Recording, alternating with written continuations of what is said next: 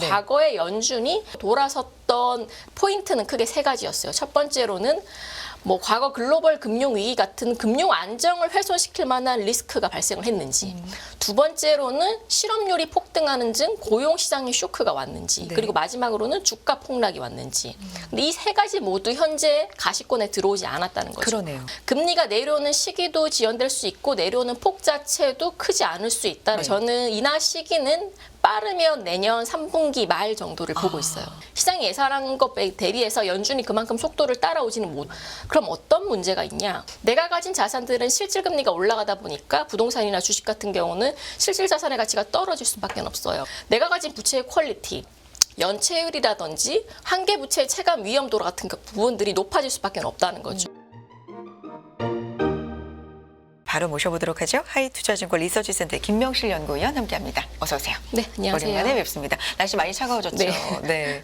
감기 조심하셔야 될 것 같고, 말씀드린 것처럼 2024년 연간 전망 내셨는데 제목이 변하는 것과 변하지 않는 것이에요. 그러니까 내년에 변하는 게 있고 변하지 않는 게 있다, 맞습니까? 네, 맞습니다. 뭐가 변하고 뭐가 안 변하죠? 일단은 네. 올해 금리가 많이 올랐잖아요. 네. 그러다 보니까 내년도에 기대감들이 많아요. 일단 연준은 기준금리 인상 정책에서 인하로 바뀔 거다라는 기대감이 첫 번째고, 두 번째로는 통화 정책이 바뀌다 보니까 뭐 앞으로 내년에 채권 금리가 올해랑은 다르게 방향성을 바꾸고 많이 내려갈 수 있다라는 기대감들이 많습니다. 물론 이런 기대감들은 당연히 올해랑 다르게 내년도에 변하는 재료들이 많기 때문에 이게 채권 시장의 강세로 작용할 거라는 기대감인데, 문제는 저희가 간과하고 있는 포인트 중 하나는 변하지 않는 재료들도 분명 있다는 거죠.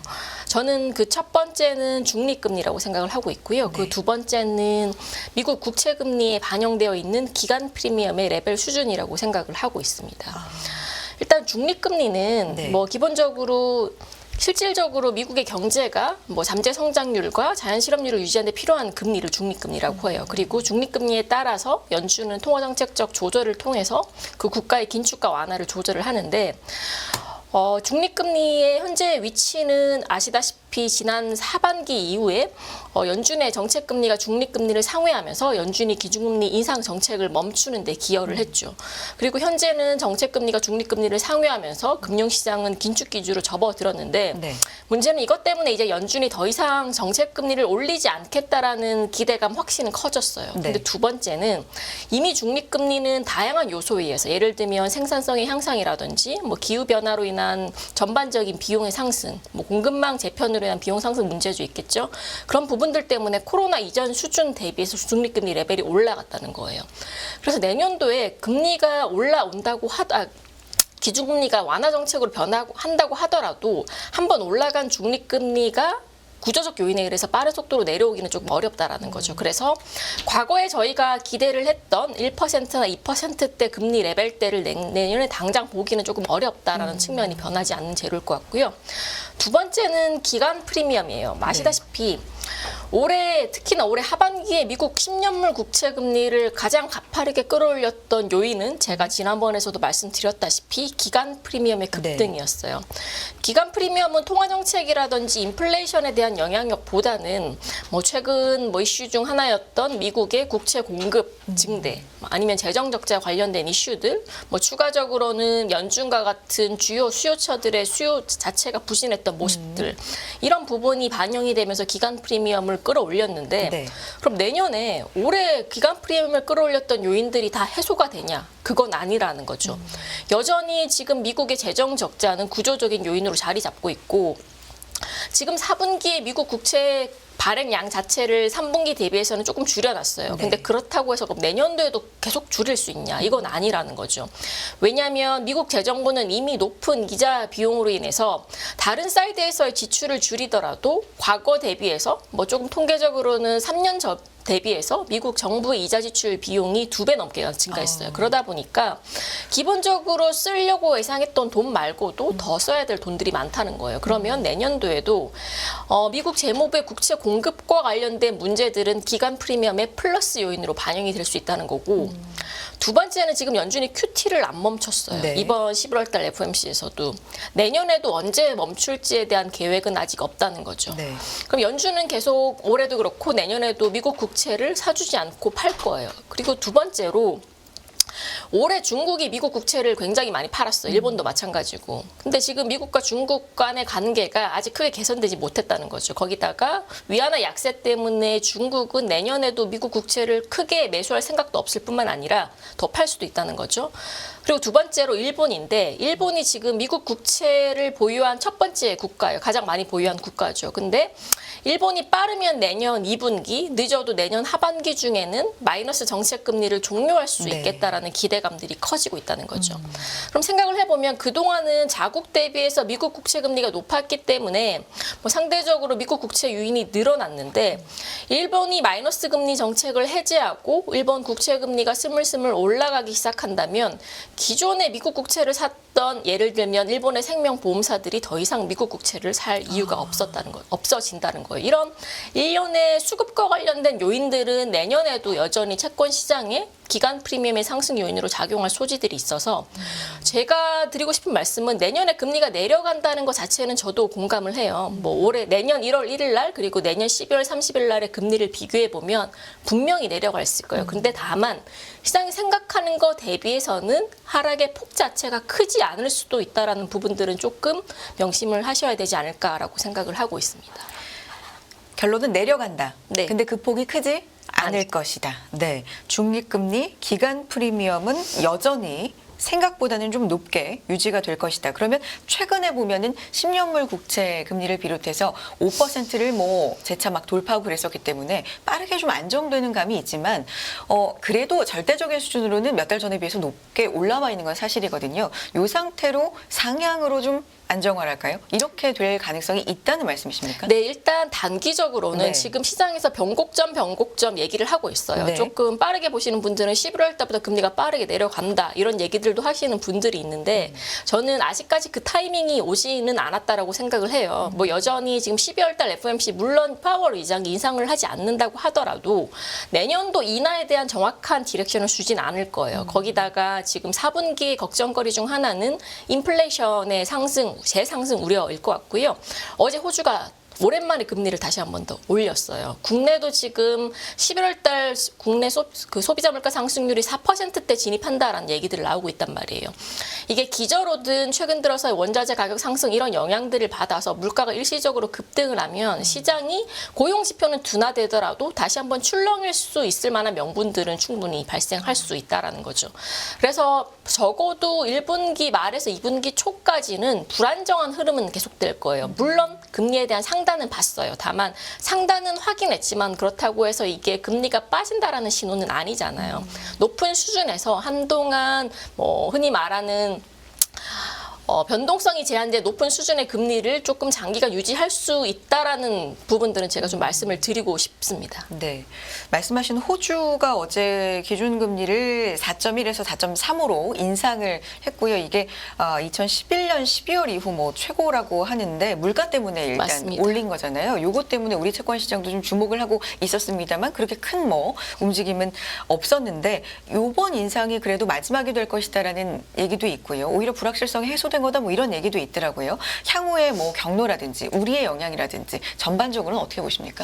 일단 호주도 뭐 물가 때문에 인상을 했죠. 그러다 보니까 뭐 추가 인상에 대한 경계감은 있는데 사실상 호주 펀더멘털이 좋지는 않아요. 네. 뭐 성장률도 그렇고 나머지 산업 생산들도 그렇기 때문에 호주가 추가 인상을 더 이상 하기에는 조금 어려울 거예요. 그래서 어제 국내 채권 시장도 호주가 비록 인상을 했지만 이게 뭐 국내 채권 시장, 국내 통화 정책에 큰 파급 영향을 미치진 않을 거다라는 확신을 가지고 있어서 크게 반영을 하지는 않았어요. 근데 국내 같은 경우는 일단 저도 연내 동결 그리고 앞으로 인하가 있기 전까지 국내 통화 정책은 계속 3.5%라는 기준금리를 동결할 가능성들은 높다라고는 보고 있어요. 아시다시피 뭐 11월 달 FOMC에서 파월이 조금 한 발로 물러나면서 도비시한 인상을 줬었고, 근데 문제는 이제 인하에 대한 액션을 과연 한국은행이 언제 정도 할 수 있냐라는 거죠. 근데 호주를 비롯해서 일부 국가들이 뭐 인상을 하든지 아니면 추가 인하에 대해서 조금 보수적인 입장을 입장을 취한다면 국내 역시나 내년도에 지금 컨센서스가 빠르면 2분기, 늦어도 3분기 초에는 인하를 할 수 있겠다라는 기대감이 있는데 그게 조금 지연이 된다면 앞서 말씀드린 변곡점에 대한 시기들도 조금 밀릴 수 있다라는 불안감들은 충분히 나올 수 있지 않을까라고 보고 있고요. 최근에 미국에서 보면 어제 밤에도 그런 현상이 있었습니다만 시장은 인하에 대한 기대감을 또 미리 좀 많이 하고 있는 것 같아요. 하지만 연준은 쉽사리 그거는 생각도 안 하고 있다를 계속해서 좀 강조하고 있거든요. 사실 이 연준과 시장의 괴리랄까 동상이몽이랄까 이건 어제 오늘 일은 아니지만 지금도 좀 많이 다르게 가고 있는 것 같거든요. 어떻게 보십니까? 일단 사실 시장이 조금 과도하게 빨리 반영하는 건 충분히 공감을 하고 있고요. 사실상 연준은 인하에 대해서 이번 11월 달 FOMC에서도 전혀 검토를 하고 있지 않다라고 네. 못을 박았어요. 그렇게 강조를 했음에도 불구하고 오히려 시장에서는 내년 인하에 대한 시기가 조기로 당겨질 수 있다라는 기대감들이 커졌고 미국 10년물 금리를 일주일 만에 30bp를 끌어내렸죠. 근데 사실 연준의 입장이 조금 더 현실적이긴 해요. 왜냐하면 뭐 최근에 고용 지표라든지 ISM 지표가 소폭 둔화가 되긴 했지만 연준이 금리 인하 정책으로 선회를 할 만큼 시장에 큰 충격을 줬던 지표는 아직까지 나오지 않았어요. 제가 연간 전망 자료를 통해서도 기술을 해놨는데 네. 과거에 연준이 통화 정책 동결 또는 인상에서 인하로 돌아섰던 포인트는 크게 세 가지였어요. 첫 번째로는 뭐 과거 글로벌 금융 위기 같은 금융 안정을 훼손시킬 만한 리스크가 발생을 했는지, 두 번째로는 실업률이 폭등하는 등 고용 시장의 쇼크가 왔는지, 네. 그리고 마지막으로는 주가 폭락이 왔는지. 근데 이 세 가지 모두 현재 가시권에 들어오지 않았다는 거죠. 그러네요. 그렇죠. 그러다 보니까 시장에서는 이제 그동안의 학습 효과를 통해서 연준이 인상 다음에는 경기가 망가진다 보니까 인하를 할 거야라는 기대감들이 있는데 그걸 수차례 경험하다 보니까 조금 앞서서 판단을 하고 있는 거죠. 그래서 앞서 말씀드린 것처럼 제가 채권 시장에 드리고 싶은 말씀은 생각보다 연준의 인하가 빨리 진행되지 못할 수도 있다라는 거 조금 기억하실 필요가 있으실 것 같고 그런 것들 때문에 그리고 플러스로 중립금리랑 기간 프리미엄 같은 기술적인 요인까지 고려를 한다면 금리가 내려오는 시기도 지연될 수 있고 내려오는 폭 자체도 크지 않을 수 있다라는 건 조금 유념하실 필요가 있으실 것 같아요. 생각보다 늦을 수 있다? 그렇다면 내년도 네. 연내 인하가 있긴 있다라는 쪽이십니까? 네, 연내 인하는 네. 있을 거예요. 일단 연준 그 이제 스테이트먼트에서도 내년 50bp 인하를 네. 한다라고 고시를 했고요. 이거를 바꾸지는 않을 것 같은데 지금 이제 지표들의 플로우를 보면 50bp 정도 보고 있죠. 네. 저는 인하 시기는 빠르면 내년 3분기 말 정도를 보고 있어요. 지금 사실 시장에서는 뭐 5월, 네. 6월 이렇게도 많이 지금 앞당겨져 있는 상황이잖아요. 그런데 3분기 말도 빠르면 네, 아니 이런 3분기 말이 적정 수준이라고 적정 수준 네. 3분기 말 그렇다면 뭐 한 9월 네, 맞습니다. 네. 이렇게 보고 계시는데 시장이 보고 있는 것과는 한 분기 정도 네. 차이가 좀 나네요. 이렇게 보시는 이유. 만약에 조기 네. 인하가 있으려면 아까 말씀드린 대로 이런 조건들. 갑자기 금융시장에 리스크들이 생겼어야 돼요. 네. 근데 아시다시피 올해 상반기에 SVB 사태 터지고 나서도 연준이 원만하게 해결을 했어요. 이거는 충분히 지금 금융시장은 일부 지방은행이 터진다고 하더라도 뭐 마이크로 QE 같은 유동성 공급을 통해서 자체적으로 해소가 가능하도록 시스템이 구축이 되어 있단 말이죠. 그렇기 때문에 뭐 과거의 위기처럼 고금리로 인해서 일부 금융기관들이 조금 리스크가 발생한다고 하더라도 이게 연준의 금리 정책을 움직일 만큼의 파급 효과들은 나오지 못할 것 같다라는 생각이 들고 있고요. 그리고 최근에 고용지표가 조금 둔화되긴 했어요. 근데 뭐 그래봤자 10만 명대예요.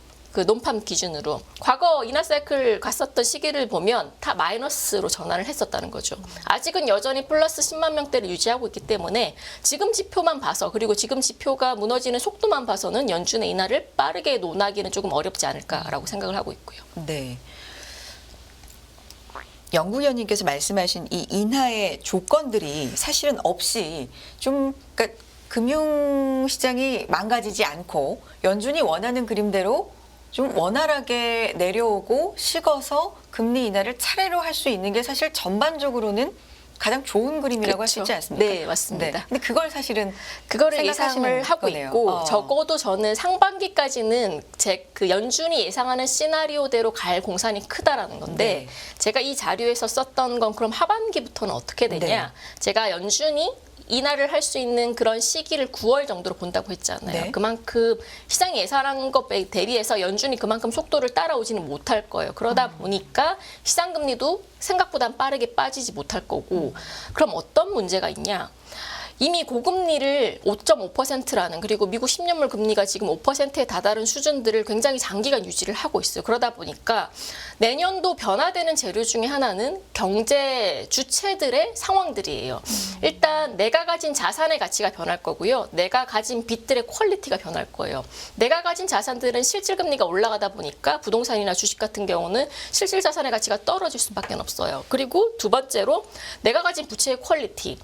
당연히 부채를 과거 대비해서 높은 금리에 조달하다 보면 연체율이라든지 한계 부채 체감 위험도 같은 부분들이 높아질 수밖에 없다는 거죠. 실제로 최근에 미국 하이힐드 채권들의 이자 보상 배율이랑 총 부채 비율들을 보시면 그 전까지 올해 2분기 전까지는 괜찮았어요. 하이힐드 스프레드도 안정적으로 축소가 됐고, 근데 올해 2분기 지난 이후부터는 이자 보상 배율들이 이전 수준 이상으로 높아지기 시작했고, 총 부채 비율도 같이 증가하기 시작했다는 거죠. 그래서 금융시장은 이제 천천히 고금리에 대한 부정적인 효과들, 파급 영향들을 반영하기 시작할 거고, 앞서 말씀드린 대로 지표는 조금 늦게 반영하다 보니까 실제로 영준의 액션이 늦어지기 시작할수록 나중에 다가올 수 있는 후폭분들은 생각보다 커질 수 있다라는 거죠. 그래서 저는 이번에 연준이 인하 사이클이 뭐 9월이든 뭐 그 전인 이후든 시작이 되기 시작한다면 생각보다 인하의 기간 또는 폭이 커질 수 있다라는 건 저는 조금 고려를 할 필요가 있지 않을까라고 보고 있고,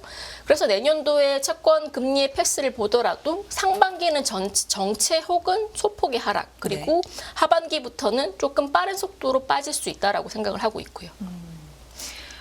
시장의 예상보다 연구위원님은 조금 인하 시기는 늦게 9월 말 정도로 보고 계시지만, 그렇게 시작이 된다면 생각보다 좀 빠르고 네. 혹은 크게 인하가 진행이 될 수 있다라고 네, 맞습니다. 보고 계시네요. 그거는 고금리로 좀 높게 유지된 여파가 경제 주체들에게 좀 크게 올 것이다. 네. 간밤에도 나온 얘기를 보면 뉴욕 연은의 얘기인데, 미국의 신용카드 부채가 약 1조 달러로 역대 최고라고 합니다. 네. 그러니까 뭐 이런 부분들을 시작해서 사실 소비로 버티고 있는 경제라고도 볼 수 있는데, 이런 부분들에서 좀 균열이 나기 시작한다면 고금리로 과연 얼마나 갈 수 있을까, 뭐 이런 얘기도 좀 나올 수 있을 것 같은데, 자, 그래서 중요한 건 채권 시장은 채권에 투자를 생각하시는 분들이나 이미 들어가 계신 분들, 이런 분들은 어떤 생각을 가지고 내년을 맞아야 되는 건지, 이런 게 궁금해요. 일단 이미 들어가신 분들은 굉장히 힘드시겠죠. 뭐 조금 더 올해 힘든 내내. 네, 네. 그렇죠. 힘든 기간이 네. 그래도 내년 상반기까지는 조금 더 힘드실 것 같아요. 대신에 이제 새로 채권 투자를 고민하시는 분들이라면, 제가 지난번 시간 통해서도 말씀을 드렸는데, 물론 이제 수익률이라든지 주식과 같은 그런 높은 기대 수익률을 예상을 한다면 장기 국채에 투자를 하고 싶지 않아요. 왜냐하면 듀레이션이 있기 때문에.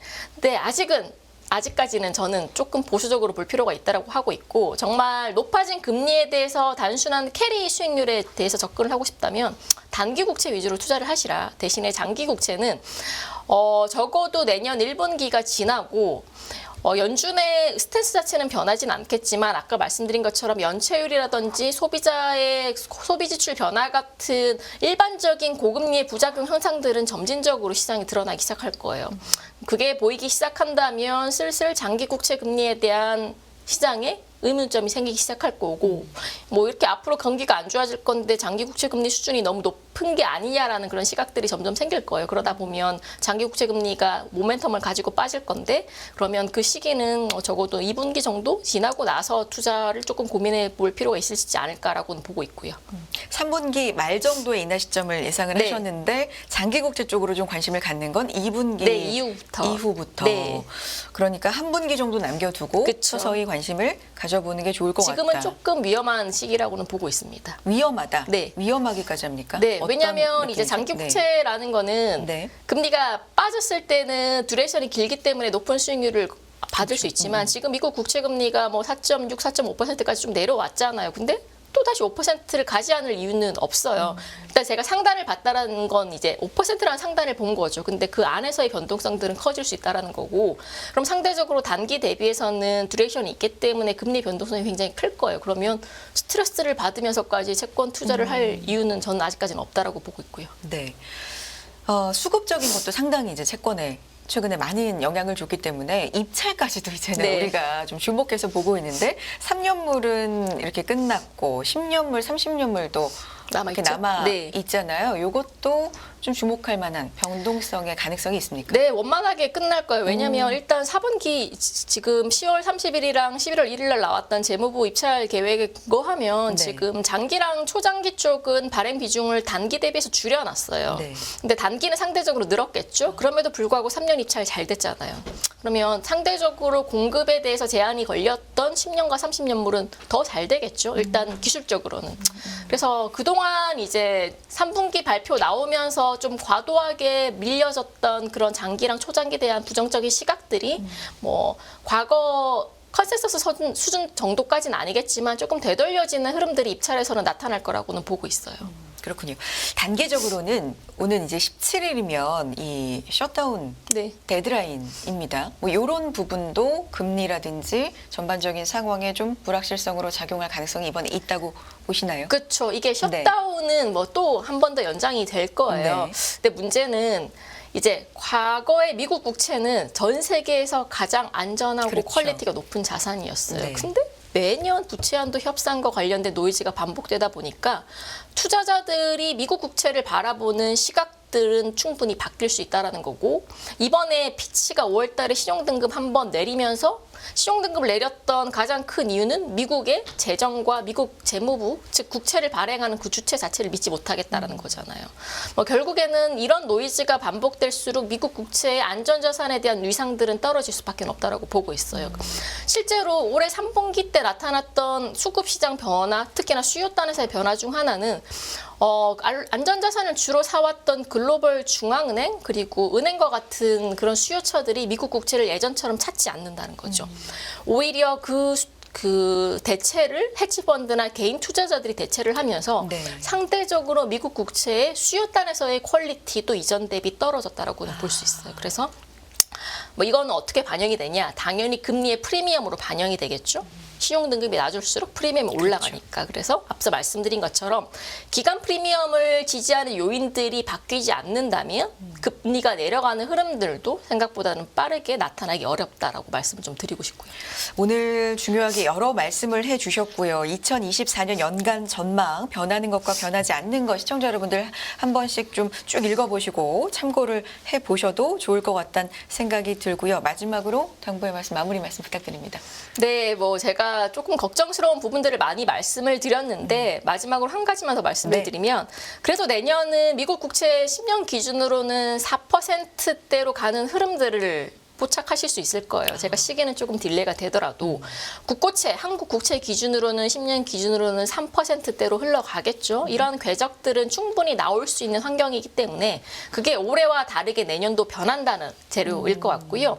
그래서 앞서 말씀드린 것처럼 그 흐름에 맞춰서 투자를 하시면 채권 투자에 있어서 충분한 기회와 그리고 충분한 수익률을 아마 조금 보실 수 있지 않을까라고 생각은 기본적으로 하고 있습니다. 알겠습니다. 자, 2024년 연간 전망 참고해 보시고요. 하이투자증권 리서치센터 김명실 연구위원 함께했습니다. 위원님 고맙습니다. 감사합니다.